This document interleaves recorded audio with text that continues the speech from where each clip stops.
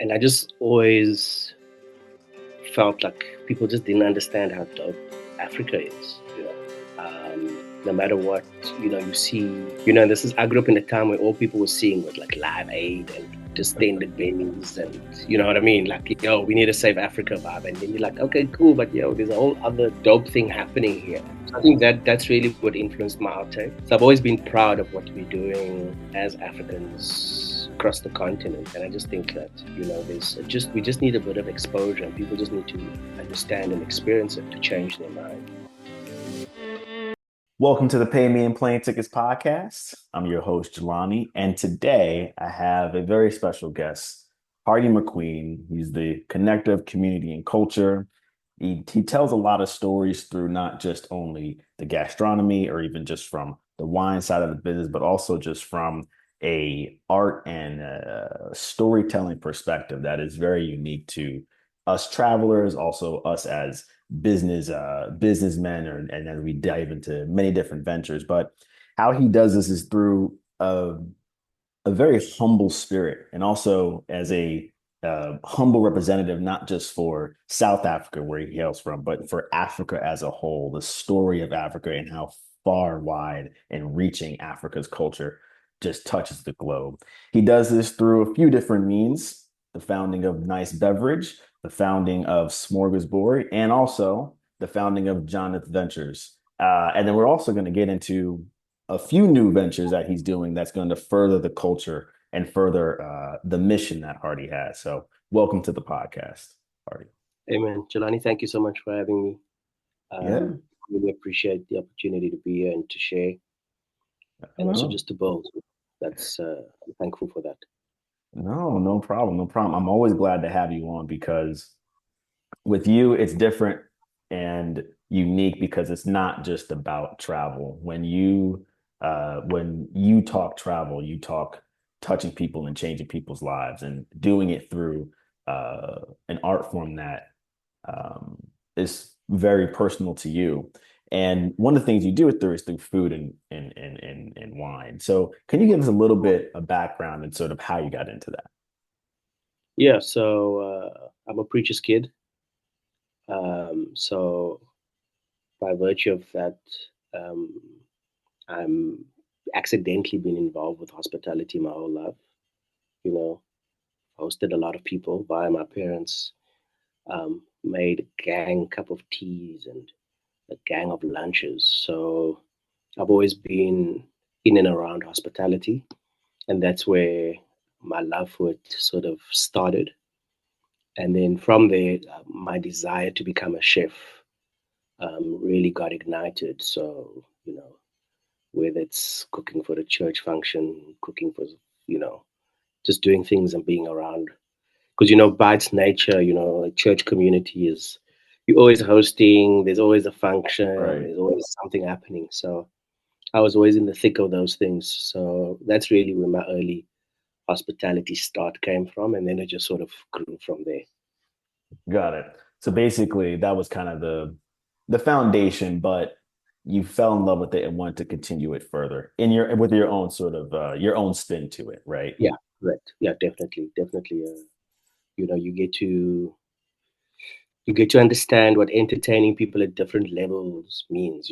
From formal home things, informal house settings, or whether it's a camp or whatever. You're thrown in the deep end and you just need to survive. So yeah, that was really my beginning in the hospitality space. Understand.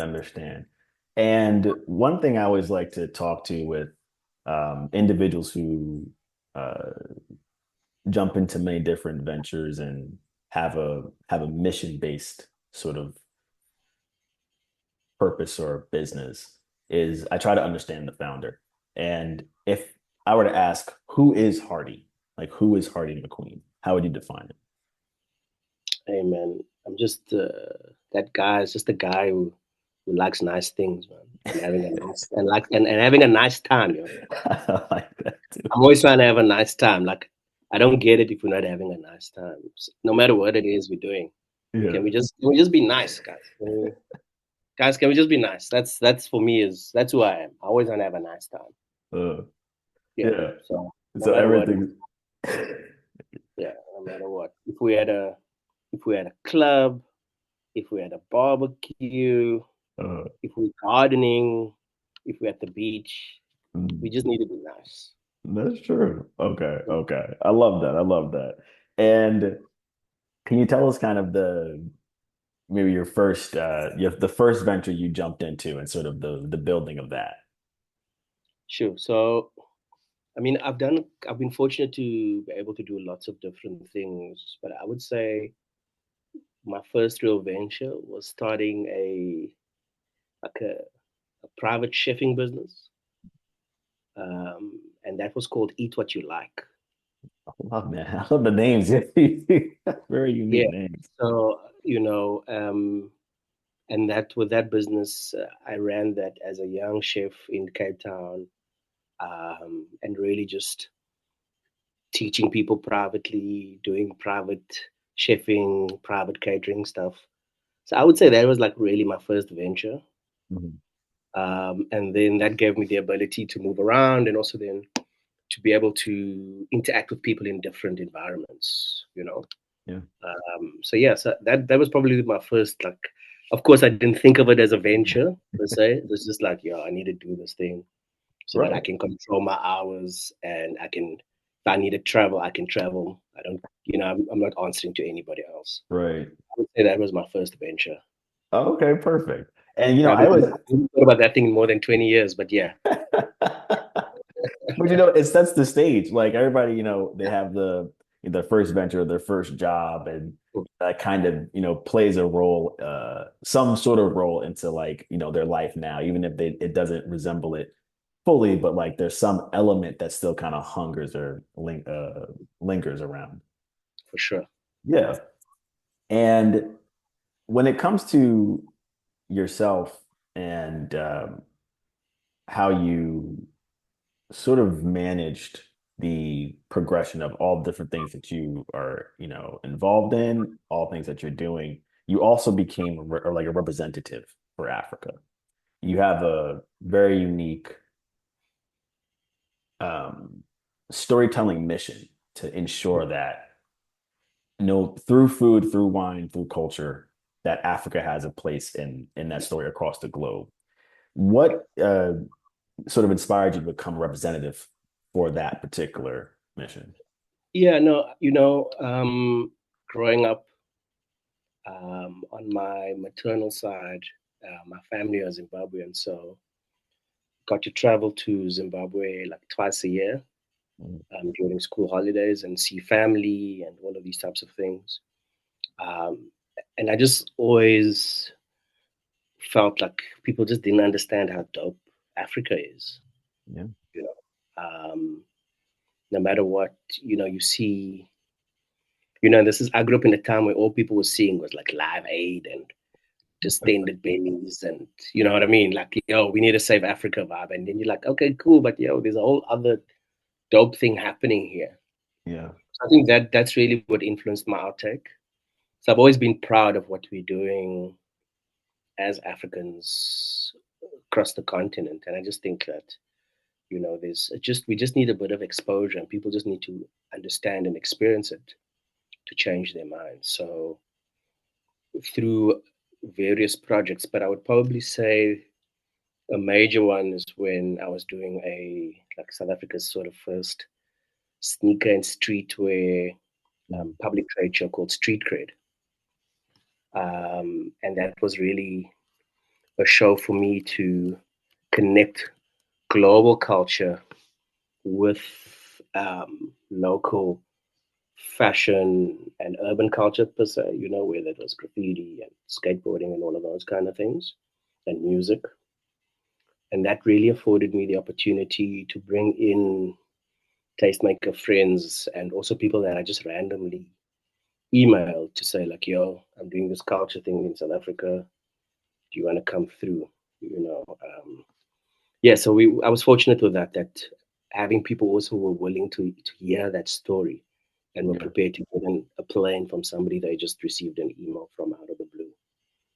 Wow. Pretty much, even though the story was the connection in a way. It wasn't Yeah. just sort of, yeah, it wasn't like just a Yes. hit. Yeah. Yeah, the story was a connection. The story was, this is what's happening in culture. And I mean, that was really the big early days. I'm talking like 2009, 2010, the early days of like global streetwear and sneaker culture. I mean, of Right. course, it has always existed, Yeah. but that was really when people started seeing it as a business Wow. and brands really started investing in it. And for South Yeah. Africa, particularly that happened around the 2010 World Cup.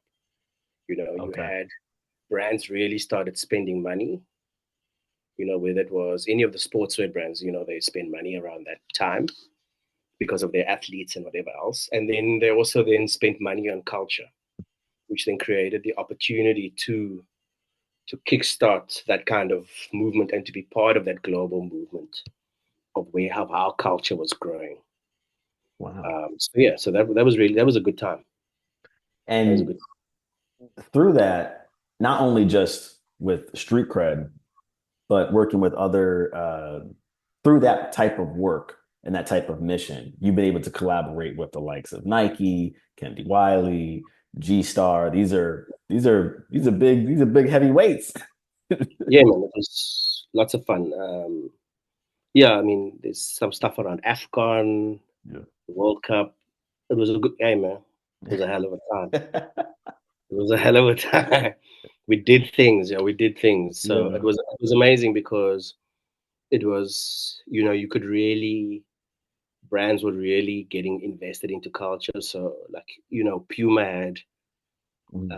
Kayindi Wiley do a project called Of the Same Earth, where, he did these big portraits of like African football players. And then, you know what Wow. I mean? And he traveled the continent. I mean, there's amazing stuff. Nike, there was a gallery space in Johannesburg. Adidas did some dope stuff. So everybody was just doing dope things. Mm. And the 2010 World Cup was a big catalyst around that, you Right. know. And for South Africa, it was the first time that they had spent that kind of money. Right. Because, of course, these brands are always involved in culture on a very small level. They'll support a young hip hop show there, a graffiti thing over there, whatever. But 2010 really galvanized real spend in the market. It was almost like a nexus point for the country Yeah, in a way. for sure. No, for sure. For Got sure. it. It And put us on the radar, people, because then people were like, yo, like World Cup in Africa, do these Africans even know how to host this thing? Are there even going to be stadiums? I've had many people say, like, yo, we didn't even know there were going to be stadiums. I'm like, what do you mean? Like, you know what I yeah, mean? But these are the things. If you don't know, you only know what you know. So you can't blame people. Like, or you only know what's, being sort of told to you without like, yeah, digging it in or seeing it for yourself. yeah. And if you only thing you're Uh, seeing about Africa is like an Oxfam ad or whatever, right. then you're gonna have a certain opinion about what's going on. Understand. And so when it comes to like, yeah, because there is a certain visual people have of Africa. And so when you hear like, oh, we didn't even know you guys had stadiums, Yeah, it's good to know, or it's good to see that uh, I guess this also talks to the power of sports, kind of as a hey, this is bringing positive exposure and kind of shining a light onto no, like this is how we should be presented, and so that's a positive thing. yeah, But for sure. people may not. People what people should see is that yes, the World Cup is a massive sort of like attraction, but there's a lot of mini steps that are happening to get to there. And uh, that's not on the level of World Cup, but are making monumental paradigm shifts in what people are seeing and thinking about a certain place. And you're able to do that through your venture Smorgasbord, right? So this inspiration, this sort of work, is it touching on that? Like, hey, look, we're still changing the narrative of not only Yeah, South Africa, but also Africa as a whole. yeah, no, no, definitely. I mean, now I find myself um, really focused on exposing what we can call modern African cuisine. I think that there's a big, whenever you look at people's world's best lists or whatever, they like, I don't know how they can miss a whole continent, but they always miss us, you know. Not always, actually, always is an exaggeration, but most of the time we get missed, you know. If you look at the Cape Winelands, people always like, yeah, what's the top five winelands to visit around the world? And then Napa, Italy, France, Australia. Right. And then but you can't miss a whole continent. Surely not a whole one, you know? So I think so right now the mission is really around, okay, cool, exposing people to the type of wine and food product that's coming from South Africa and the rest of the continent. And then also looking at like, what does modern African cuisine mean? Yeah. Because not all of us are eating jollof rice. And I mean, I love me some jollof, but there's more to Africa than jollof rice. Very true. Yeah, with respect to Ghanaian jollof rice. Right. For all the Ghanaians out there, Yeah, he means well. listen. I mean, I just wanted to be known. That's the best.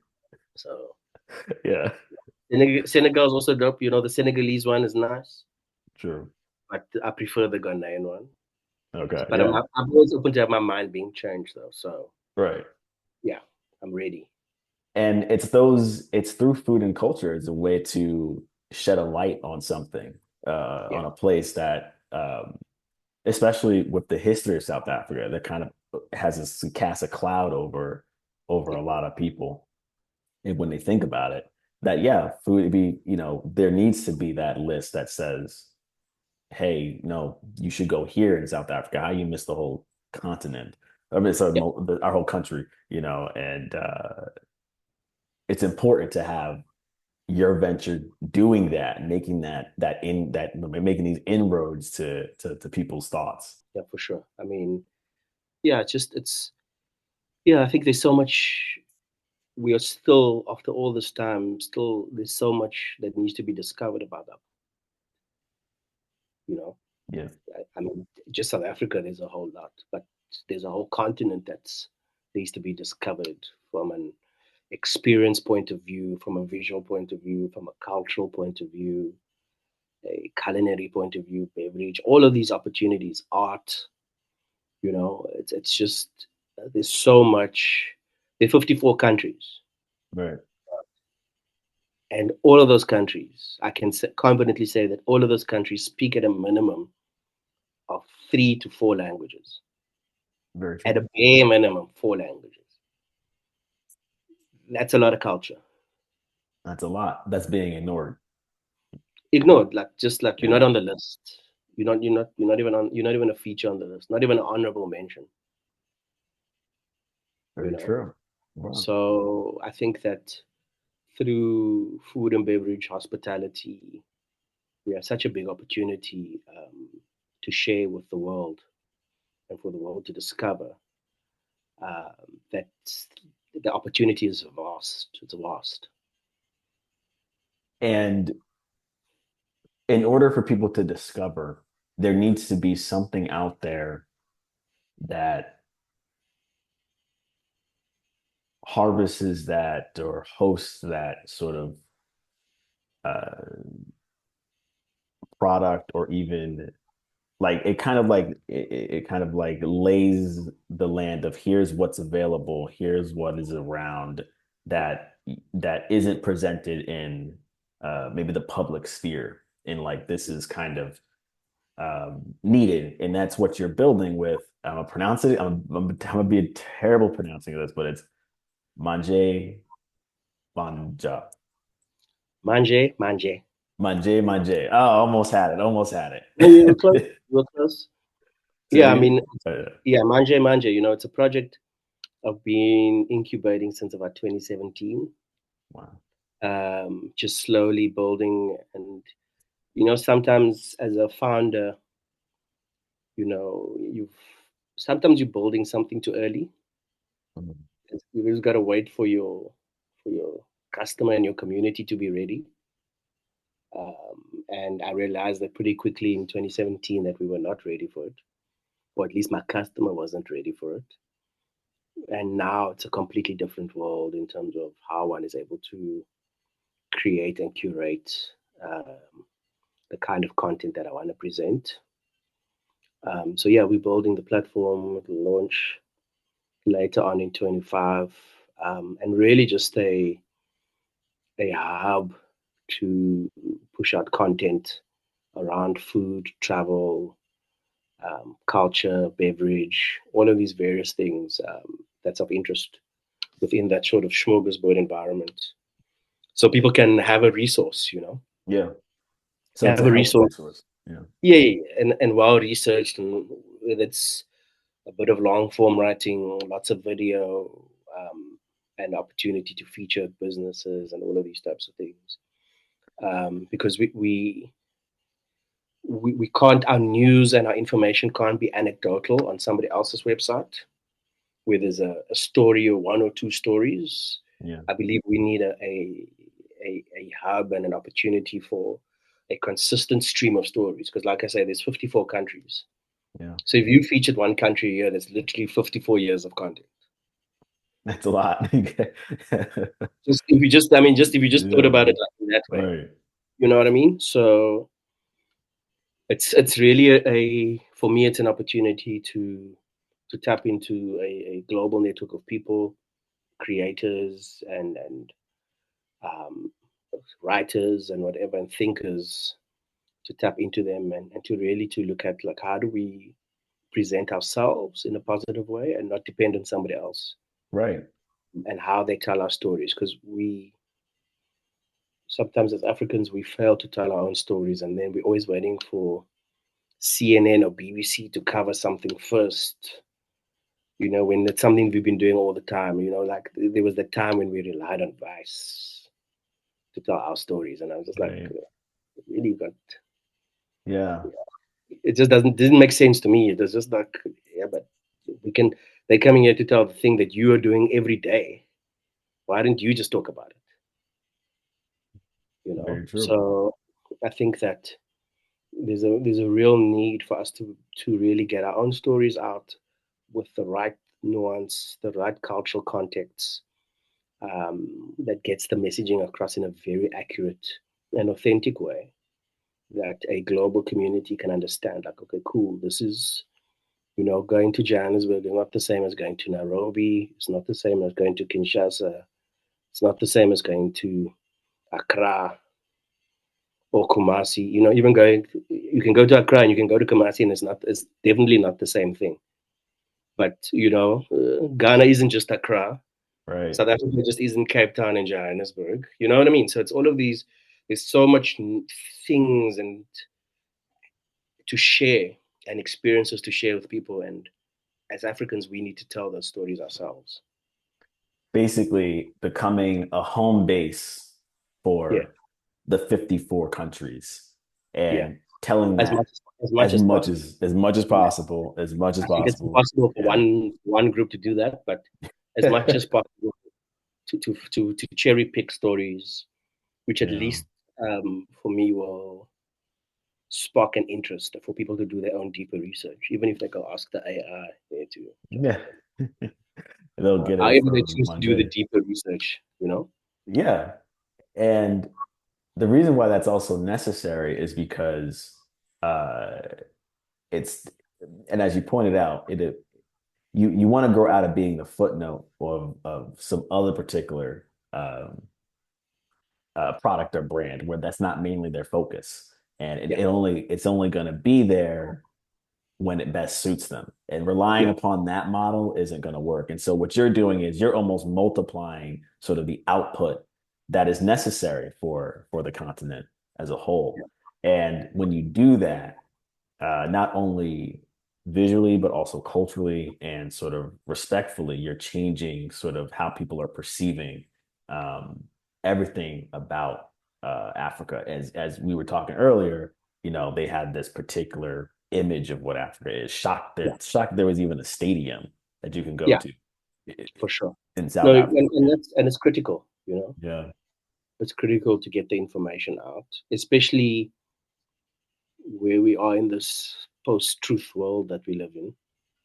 You know, yeah, I think it makes it even more necessary to get up the real story, from the source, and telling those stories and sharing that culture because I think by and large, African culture, as much as it's not homogenous and it's not one thing, but at its core, it's always hospitable, it's always welcoming.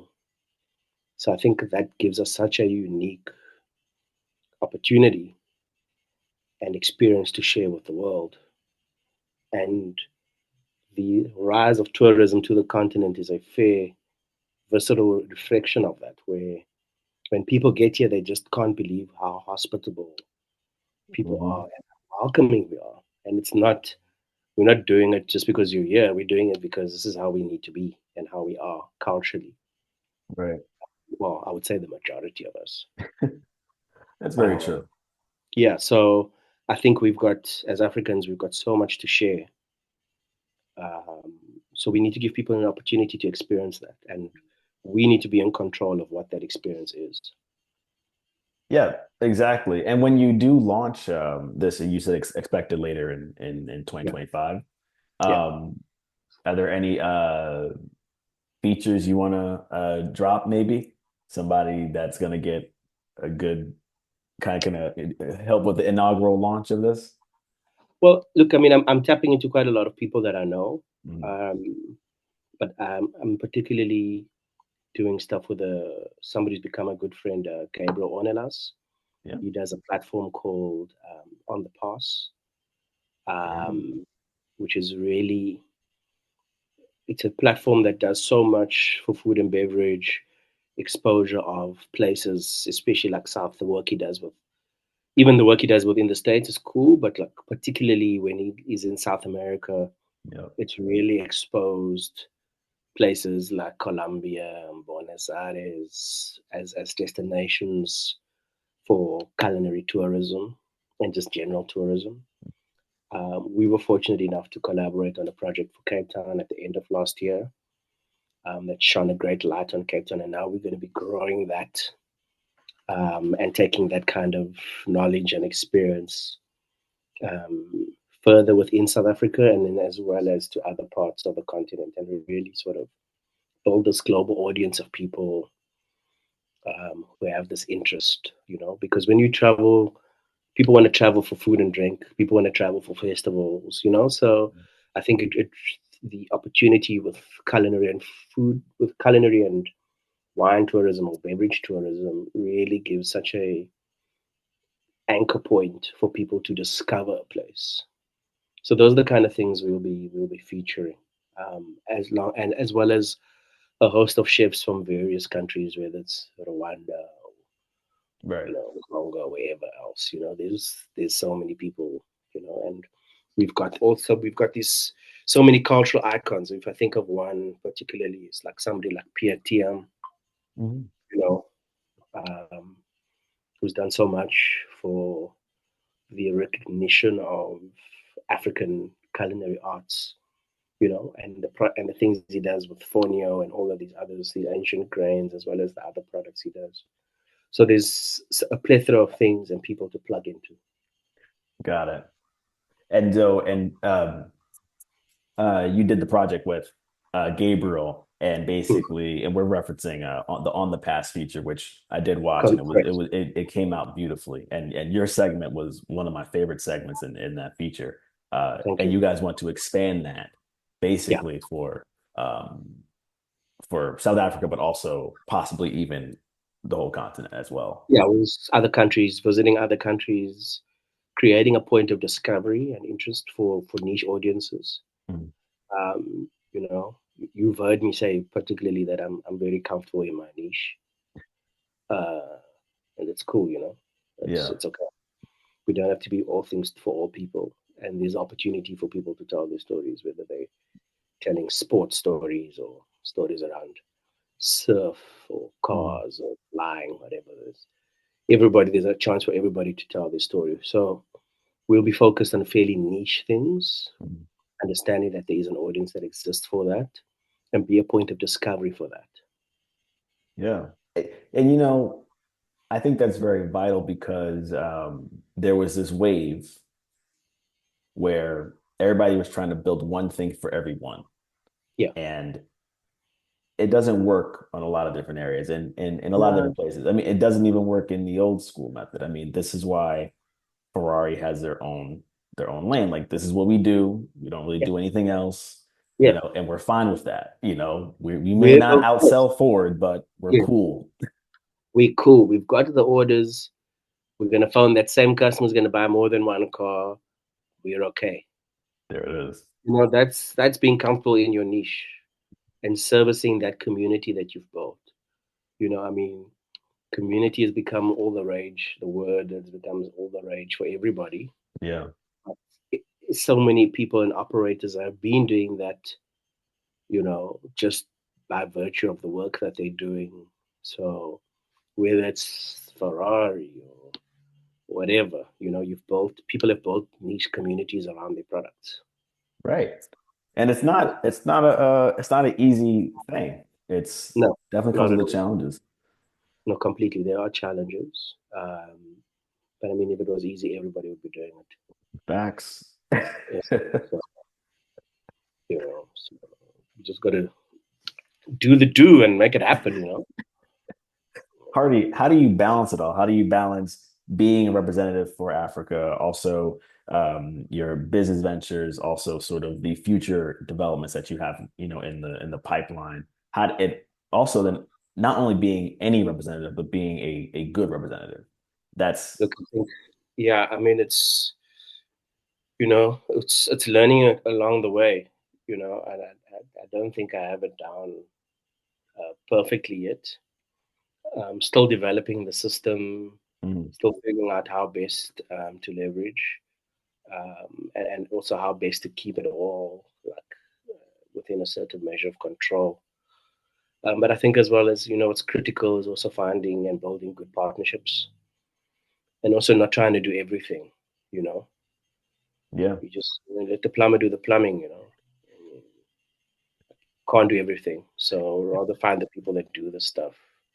Um, and it's something that I ascribe to. If I look at Nice Beverage Co. as a project, I'm a negotiant. I'm not a winemaker. mhm, I know what I want the product to be, but I've got to have faith in the winemakers I collaborate with to produce the product and let them do their thing. yeah, And also just trust, like, hey, it's cool. Are we cool? No, we cool. We nice. We nice. Okay, sure.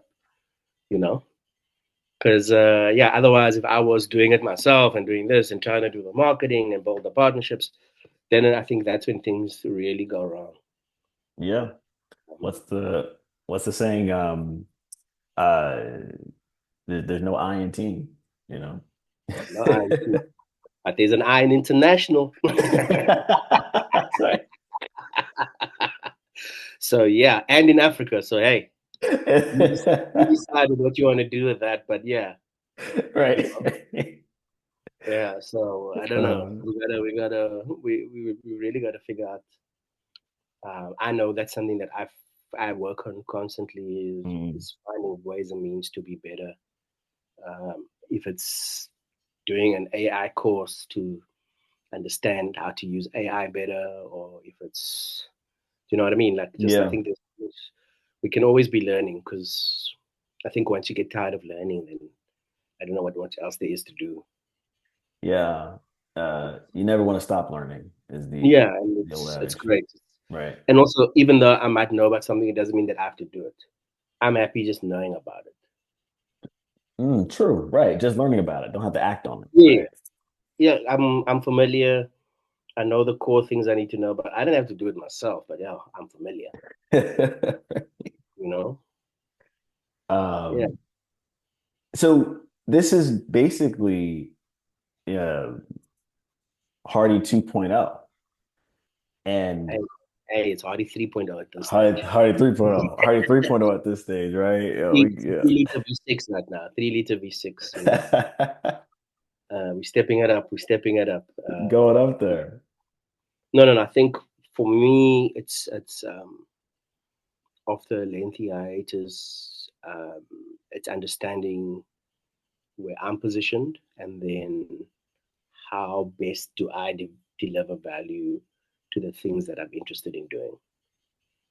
I think that's a critical part for me that I'm on right now, is being very clear on how and where I can deliver value to a project or to somebody else's business. So I think that for me is finding that niche once again, is really, where I'm finding comfort and growth for myself.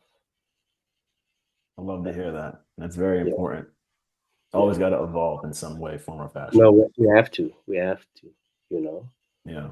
Um, I mean, one of the things that I do is I make sure that I listen to new music every week, because you can get stuck in your playlist, yo. You can That's get stuck. true.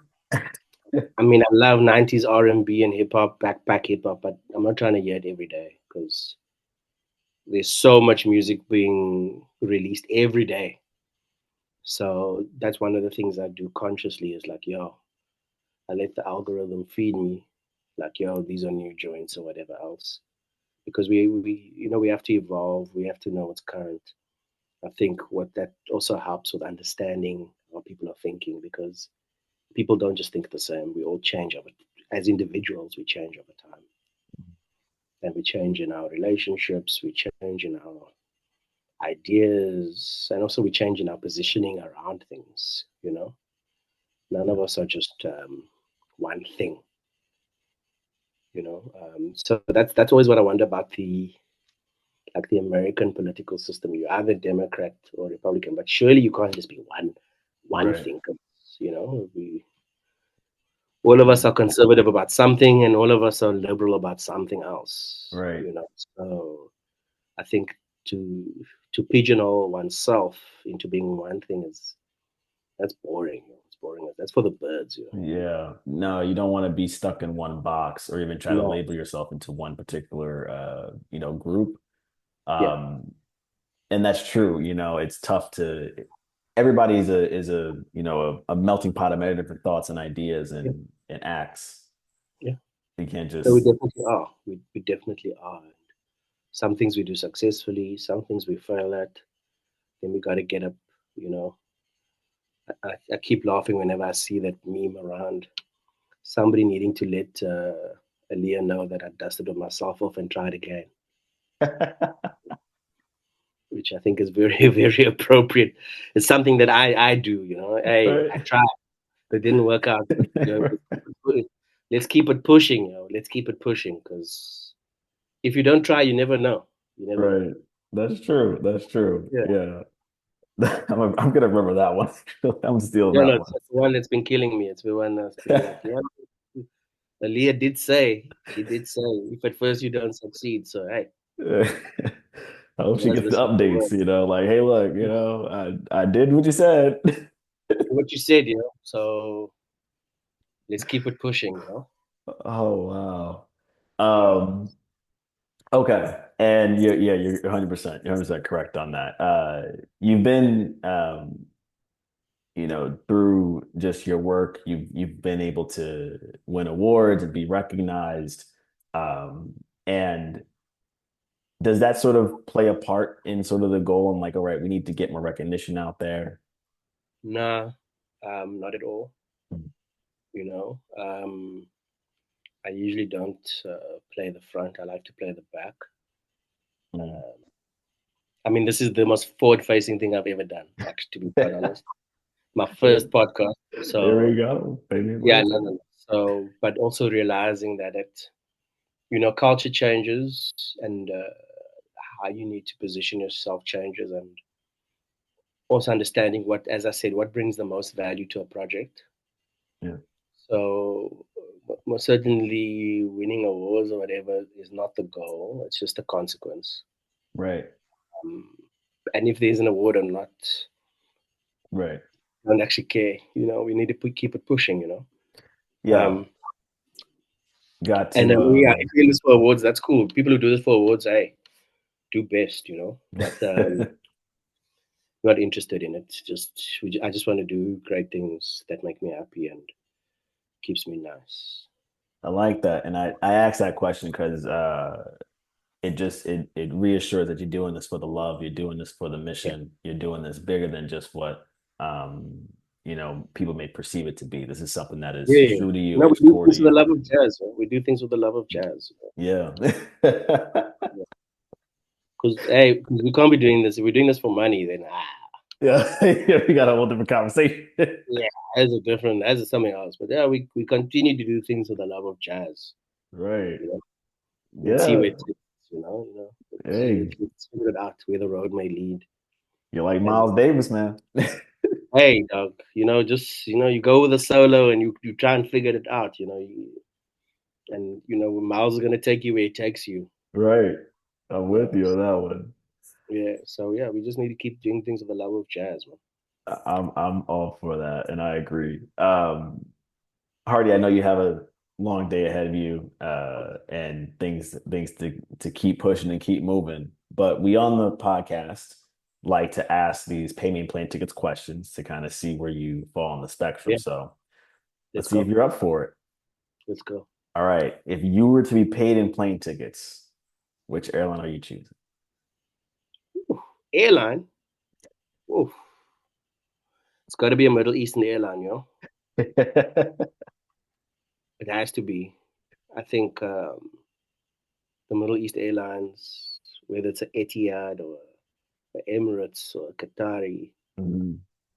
they just know about hospitality, and the meals are the best. The meals, you know, I mean, they did just gift the plane, so there's some hospitality hey, there. you know what I mean? And they cool. They always, out of everybody, I found like they are the Middle Eastern airlines. Uh, They stay delivering value, and like yeah, so yeah. that's an experience I enjoy. Okay. Okay. And Yeah, honestly, you fall right in with the pay me plane tickets sort of uh, guest list. They pretty much many are choosing the Middle East Airlines. They yeah. obviously, and it shows. They obviously have something, a system that actually is working. No, it works. And the thing is, literally, the hospitality. You still get that little toiletry bag and the Yeah. little accoutrements. They always breaking you off with stuff. Those things matter. Those things It matter. Like, does. It does. I flew on a unnamed European airline, and I was like, "Yo, where's my little gift bag? What's going on?" And it was like they're like, "No, we don't do that." I was like, and Oh, that's that that's I don't fucks with y'all. That's why. And true. everybody's mad. These other airlines, people are just mad. It's Like they're angry. so I don't know why. I didn't tell you to be here. This is your job. Why are you mad at me? it's so true, man. You gotta be And cracking up. I've never encountered that on a Middle Eastern airline. Never. People are Yeah. happy. People are cool. There's a conversation. No, these Yeah. other airlines, people are mad. Like, It's just a whole different way. It's a different yeah, vibe. I'm not about that. I'm not. Make me feel good. And also their airports are pretty spectacular too. The Doha airport Slick, slick. is insane. Yeah. Yeah. I would have to say I could travel just to the Doha airport and You know, yeah, just be there. chill in the lounge, do your thing, get a massage, eat a meal, And go shower, home. change, do a Yeah. whole thing. And call it a No, trip. gods, they're under the tree. They go have a nap on the grass under the tree. Come on now. Right. Yeah. Come on now. All right. When you do travel, is it Airbnb or hotel? Combination of the two. Combination. Okay. Yeah. I Hey. do love a night or two in a classic hotel, depending on the city. Okay. Yeah, Yeah. I can agree with that. Just for that vibe. Yeah, that sort of feel. Yeah. Also, like, there's certain cities you have to do certain hotels. That's true. You you know what I mean? Whether if you do, what's Waldorf Astoria or Yeah. one of them joints, they're expensive as hell. So that's why you only pay for a night. But then Right. you Yeah. understand that everybody wants to be pampered. So like at Yeah. least At least you know, one night, two at nights, and least get you one there. night, Yeah. you get a special, hey, you get a Groupon voucher, hey, That's right. That's make it right. happen. Yeah, you go to Yes, New York, you got to go to the Essex House. You got to you do. got, Yeah, you have to, it's part of the. or the Standard in LA, or you know what I mean. These are sort of these are the hotels where you hear all the classic stories from. So you got to go visit and see. Yeah, Beverly Hills Hotel, man.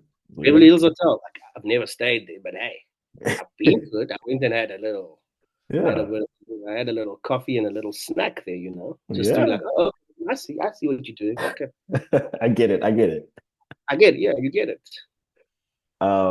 When you do travel, do you have a preferred credit card or debit card that you use for points and miles, or you just cash like me? Nah, not really. It's Mm, usually cash. just pay cash. Uh, Keep it simple moving forward. yeah, these rewards programs are not what they once were.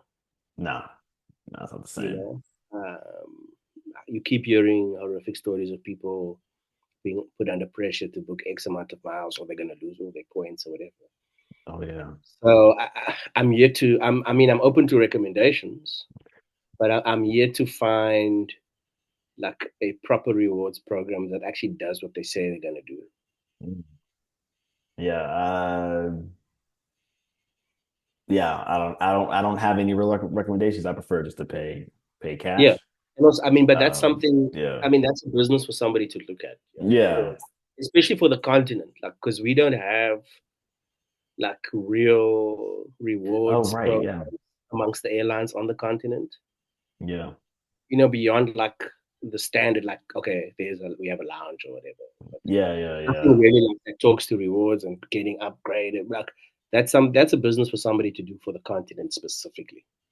That would be uh, that would be nice, actually. Then I would probably would jump into something. You see Yeah. what I'm saying? Like, yo, these are benefits. You fly Air Ethiopia or Kenyan Airways, or I mean, Yeah. what's Something like excuse me, what's that Angolan one? Tag.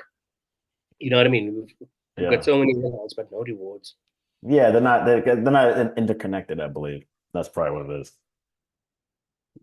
When it comes to uh when you travel, is it check bag or carry on? Listen, it's always a checked bag because you're gonna need shoes. You can't half step on your shoe game when you're in another town. There's certain standards that need to be maintained. Got it. You got a rep to maintain, man. We can be the broke third worlders, but our shoe game's gonna be heavy. You're not gonna let that slide. You're like, No, nah. no, that's a non-negotiable. Yeah, I find myself in lots of rooms where I'm the broke third worlder. uh, Like my shoe game's but killing, your shoe game is tight. They'll killing. never know. Then, then they have to recognize. You know what I mean? Yep. But no. You need the check-in for the carry-on. No, for the shoe game. Come For the on, shoe game, that's it. So you're come on. you're you're carrying what, two, three pairs, four pairs? What do you mean? Minimum of five, yo. Minimum five. You gotta have a rotation because My there's bag's not day big wear in enough. the evening. There's a formal. You need a formal joint, your daytime walking joint, and then like your daytime smart joint. Like no. Come on, Got man. it. Come on. Got it. Come on. Okay. Three pairs. Okay. All Come right. on. Come on. Be kind to yourself, brother. Come on. I got to taking myself seriously, man. Yeah, come on, man. Um, we can even go deep on that, but I gotta move on. All right. When you do travel, is it window, aisle, or middle seat? I love an aisle seat. Mm, I love an aisle seat. I love an aisle seat on the emergency exit. yes. You know, um, window seats. I think window seats you find appealing when you're young, but then you like the aisle seat just for the pure convenience and moving around and getting up. I like to get up and walk on a flight because we're Yeah, so far away. that's true. If you're flying to Atlanta, that's 18 hours, so you want to walk a Well, bit, So yeah. I find the aisle seat is far more convenient. Um, Aisle gang here too. Uh, Definitely prefer the convenience and the freedom. The window's And cool. also in the middle of the plane, not at the back and not at the front. I Ah, like the, I like the middle like the because middle. when you're in the back, the incline is just too much. Oh, I see. Yeah. You know what I mean? So it's Yeah. just like, nah, give me the middle joints, man. Give me the middle joints. Alrighty, alrighty. Yeah, yeah. We talked the good things that travel has brought us both. But do you have any traveling pet peeves? Pet peeves, yo. Oof. I mean, is that now on the journey or once you get to a place? It could be either. Which one, like just one thing where it's like, you know what? I ain't putting up with It's always somebody asking you silly questions about Africa. that. Always. There's always a random person asking you Yeah. the So, dumbest questions about Africa. I'm I think crying. that has to. I think that has to rank. It ranks above everything else. Like you just like, huh? Oh, yeah. Like the sunrise in Africa. You know what I mean? Because Africa, like, birth of mankind. Like we've been doing things. There it Like, is. no, no, no. I think more than anything else, it's that. I can As handle in, most things, but it's the silly questions about Africa that silly like question. just yeah, just you get that glaze over your eyes and you're just like, okay, no, this is something I need to ignore now. Yeah, yeah, yeah. Somebody that's like, Yeah. it's not worth the education. No, no, no. Some people are, Mhm. but you know in the first 3 seconds if they are, if they're not. Got you. All Yeah. righty. Okay. That's a pretty decent travel pet peeve. I can get behind it. Okay. Hmm. Last but not least, where's your next flight to? Where you going? Tunisia. Oh yeah. No, Tunisia for sure. Okay. Tunisia there. All right. Yeah, Tunisia. Um, it's a recent thing. So I'm busy doing the research. My travel experience above the Sahara is not as plentiful as I would like it to be. So I wanna do a couple of more things above the Sahara. You know, I love that um, ambition. Right. because it really is the undiscovered territories out there. You know, you've got so much history and culture, and also just the things that people have been doing. Whether it's Tunisia with its close proximity to Europe and how European culture has played on it, and the Medinas and the art and all of these things. So Tunisia for me is something that I really want to go and discover. Okay. Mm. I can get behind it. I love that ambition that basically as again you're furthering your mission is like, look, we have to get above the Sahara, which Yeah, is actually something that is very vital yeah, because we always talk about ourselves here, sub-Sahara, and then we talk about them up there. on the other side of the Yeah. Sahara. I don't know why we separate. We just use that as a separation mechanic or something. I don't know why. Um, and it's there's so much history and things there. Whether it's and also when you're in the Sahara, whether you're in Bamako or going to Timbuktu and those places, there's culture, there's history. So Yeah. there's so much to discover there, and really to build those connections to. But hopefully, it's easier to get there because back in the day, as South Africans, it used to be tough to get to the countries above the Sahara because a lot of the time we had to fly to Europe, change in Europe, and then fly back. Right, right. Oh, right. Wow. Now it's more direct. Like back in the day, if you were South African to get to Morocco, you needed to fly to France or Spain and then catch a flight from there to Morocco. It's weird. That was weird. But Weird. now it's I mean, much more direct. I've been on a journey to Ghana that took me to Dubai, and then from Dubai to Accra.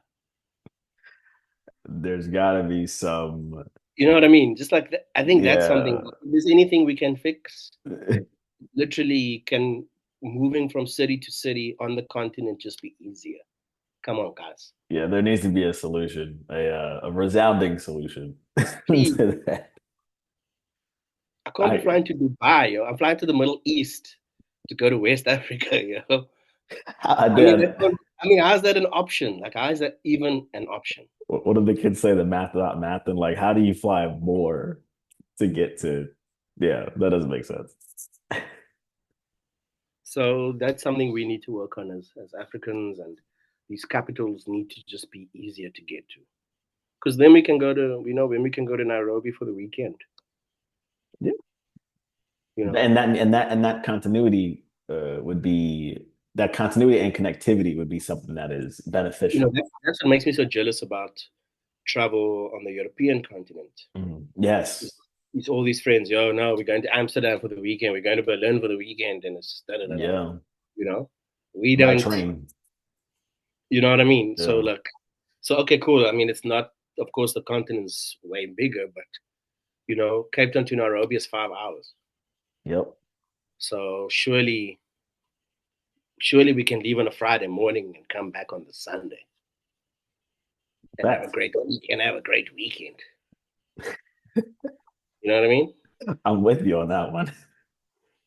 Just just enjoy, just enjoy, just because, you know, that's my dream for us all here in the country. That's my dream. Yeah. Weekenders in African capitals. That's true. All right, yeah. Get more connectivity. Yeah, look, you got to get on it with the smorgasbord, and you got to get like the smorgasbord like airline network set up as Man, well. we're gonna get a travel pass. Don't worry, it's in the works. Travel It's in the pass. works. Now we have to get it. Look, if you don't do it yourself, nobody's gonna do it for you. That's So the thing. you Yeah. The you best know, solution is some sort of business venture.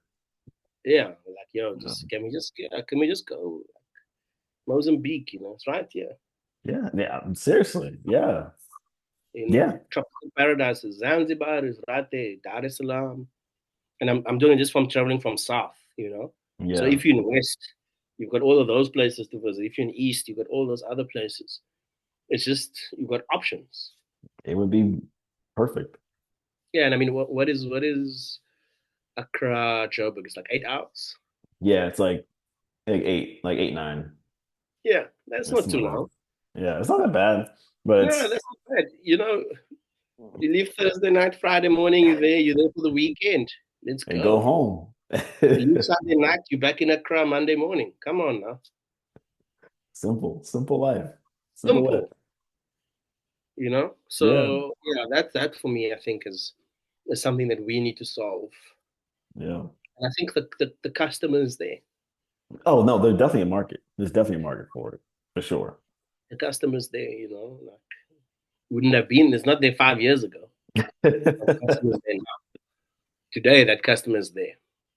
Today that customer is there. We don't know what it like if it's defined, but I know Yeah, like if the once the doors open, definitely people will yeah, be pouring for yeah. it. Yeah. We've got enough digital nomads and everything else, and creators and all sorts of people, I'm with it. I'm with it. that work remotely that we can shift around to these cities to visit each other's art fairs and cultural activity, and that for me is something that we can all collaborate I can agree. I can agree.